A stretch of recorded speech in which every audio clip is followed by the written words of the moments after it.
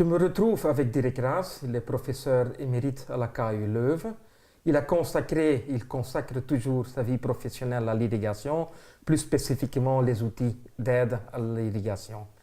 Pour certains d'entre vous connaissent peut-être les petits outils ET0 pour le calcul d'évapotranspiration ou Rainbow pour les calculs de probabilité de pluviométrie. Mais aujourd'hui, on est là surtout pour vous introduire Aquacrop, dont Dirk Raas est le co-développeur et le co-concepteur. Aquacrop est également le fil rouge durant cette MOOC.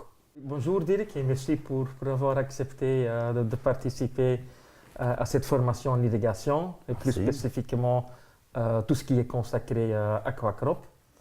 Le logiciel Aquacrop dont on va parler plus en détail tout à l'heure est distribué gratuitement à travers la FAO et partout dans le monde. Alors, qu'est-ce qui l'a poussé ou qu'est-ce qui a fait que la FAO ait investi dans un tel grand projet? En effet, c'était un grand projet, quoi, parce qu'on a commencé, les FAO a commencé avec des consultations des experts, même des modélisateurs. Et après, ça a pris quand même 3 ans pour développer le logiciel, une première version qui est mise sur le web, je pense, en 2007. Et même maintenant, on continue à développer, à améliorer Aquacrop, à ajouter des autres aspects, quoi. Mais la raison pourquoi FAO a investi dans ce projet, c'était dans le cadre de la pénurie en eau, quoi. Donc, il faut avoir un outil avec lequel on peut calculer, estimer le rendement de l'eau. Donc, quand il y a une pénurie en eau, comment on peut améliorer la production avec une quantité de l'eau limitée. Donc c'est le rendement en eau, quoi. Et ça peut être avec changer la gestion de l'irrigation, gestion du champ, date de semis, autre type de culture ou la même variété ou la variété mais avec un cycle plus long ou plus court. Quels sont l'impact sur justement le rendement et surtout sur le rendement de l'eau, quoi, de la culture. Pouvez-vous nous décrire un petit peu les grands concepts de base d'Aquacrop et pourquoi on a Aquacrop aujourd'hui? Il existe pas mal de modèles, quoi. Mais tous ces modèles, ce sont des modèles de chercheurs, quoi, des modèles qu'on trouve à l'université, qui sont développés par des chercheurs qui sont très performantes. Mais il faut être un expert, un spécialiste pour utiliser ces outils. Et aussi, les données sont très lourdes, quoi. Donc, FAO a essayé de développer un modèle beaucoup plus simple. Simple, ça veut dire pour l'utilisateur, donc pour l'utilisation, donc il faut avoir une bonne interface entre l'utilisateur et le logiciel. Simple pour le rentrer des données, ça veut dire que les données sont peu, quoi, peu de données et aussi facile à trouver. Et simple aussi à comprendre, donc la structure de l'Aquacrop, le processus de simulation, ça doit être transparent, simple à comprendre. Comme vous savez, Aquacrop simule le rendement en 4 étapes. Donc, première étape, on simule le développement de la végétation, la couverture végétale. Donc, une fois qu'on connaît la couverture végétale, on connaît aussi le coefficient de transpiration. À ce moment-là, en étape 2, on calcule la transpiration. Une fois qu'on a la transpiration, on sait combien de l'eau échappe dans l'atmosphère et ça correspond avec la quantité de CO2, le gaz atmosphérique CO2 que la plante peut capter pour justement, par photosynthèse, produire le biomasse. Ça, c'est l'étape 3. Et la 4e étape, c'est une fois qu'on connaît le biomasse, on connaît aussi le rendement parce que le rendement n'est qu'une fraction de la biomasse, la fraction qui est donnée par l'indice de récolte, quoi. Donc, ça doit être simple, simple à utiliser, simple à comprendre, mais bien sûr, à l'intérieur de l'Aquacrop, c'est très complexe. Mais ça, l'utilisateur ne voit pas, quoi.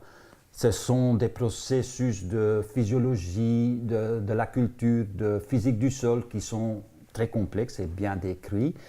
C'est obligatoire pour avoir une bonne précision de la simulation.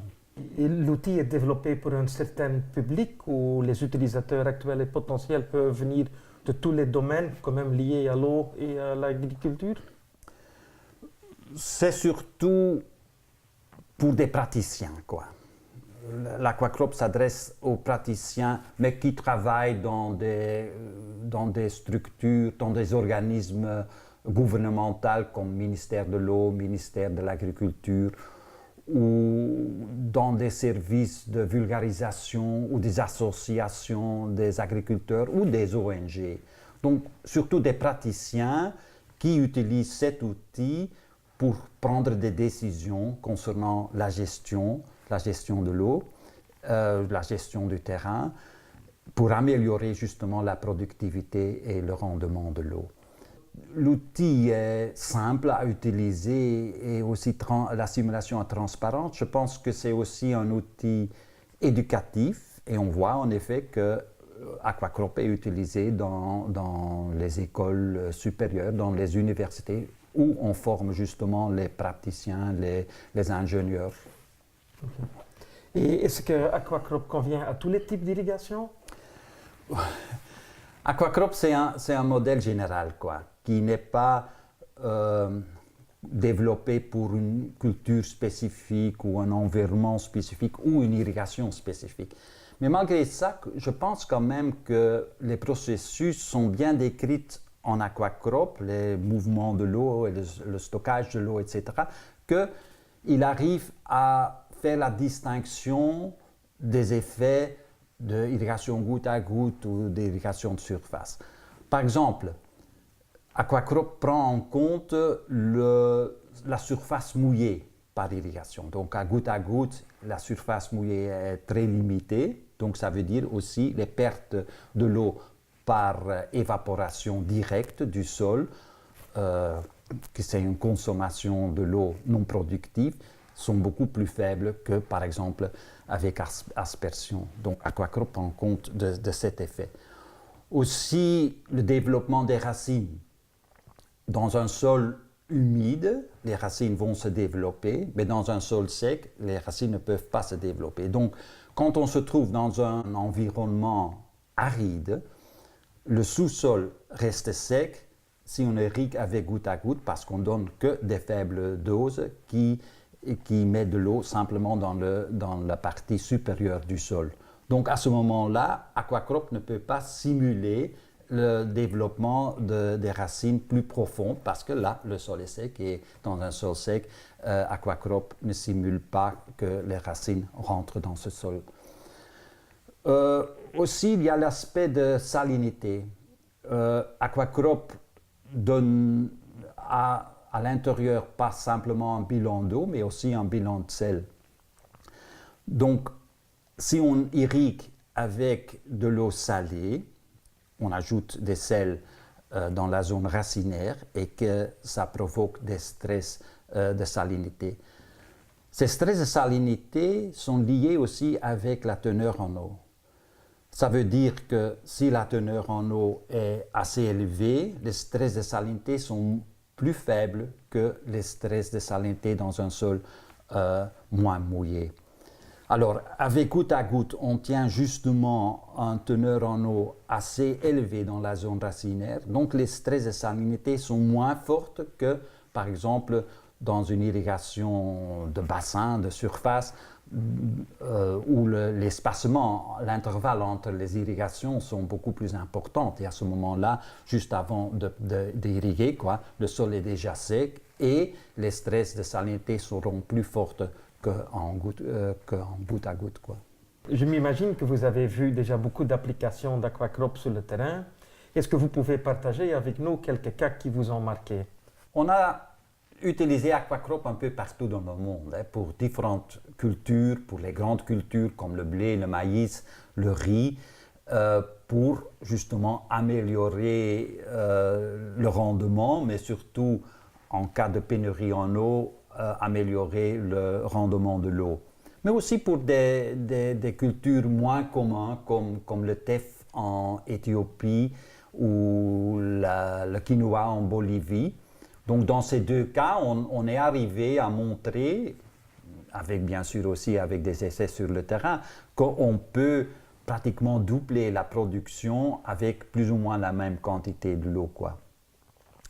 Ce dernier temps, il y a beaucoup des applications beaucoup plus régionales, laissons dire. Donc on regarde plutôt l'effet de changement climatique sur le rendement, sur la production dans un certain pays plutôt. Donc pour ça, on se concentre sur les cultures stratégiques dans la région, quoi, qui sont importantes. D'abord, il faut valider Aquacrop et calibrer Aquacrop pour cette culture. Donc il faut bien simuler le rendement dans une année sèche, une année humide et une année normale. Une fois que c'est bien calibré, à ce moment-là, on simule avec l'Aquacrop quel sera le rendement dans le futur, en entrant bien sûr les données climatiques de futur et aussi en ajustant le niveau de CO2 selon un certain scénario. Et à ce moment-là, on peut calculer quels seront les rendements dans le futur, dans 20, 30, 40 ans, facilement. Et aussi, le besoin en eau d'irrigation, vont-ils augmenter, vont-ils diminuer? Je suis au courant d'une étude qui a été faite dans 10 pays arabes pour des cultures stratégiques dans chaque pays qui sont un peu différents, bien sûr, pour des cultures pluviales et pour des cultures irriguées. Et pour le moment, l'EVAO est en train de faire le même calcul, mais maintenant pour l'Afrique de l'Ouest, 4 pays de l'Afrique de l'Ouest, quoi. Et là, on se concentre surtout sur l'irrigation, le besoin en eau d'irrigation. Ok, merci. J'ai fait tout à l'heure le calcul et ça fait 20 ans que j'ai passé mon examen d'irrigation chez vous. Ah bon? Alors ça me fait plaisir d'avoir pu vous interroger à mon retour et surtout chez vous à la maison. Merci beaucoup. Juste, tu étais toujours un de mes meilleurs étudiants. Je suis content d'être ici, quoi, avec toi. Merci, merci. Merci.